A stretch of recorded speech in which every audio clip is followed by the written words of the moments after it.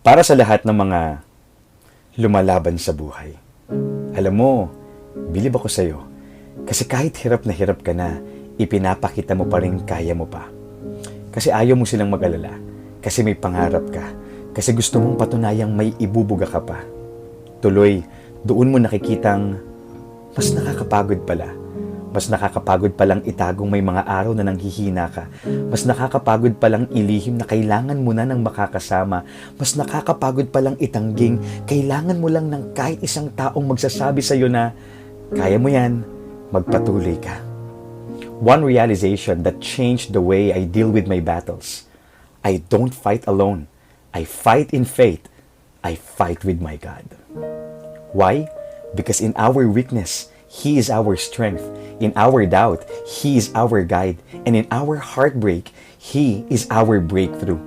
Walang labang hindi na ipanalo ang Panginoon. Ipagkatiwala mo sa Kanya ang laban mo ngayon.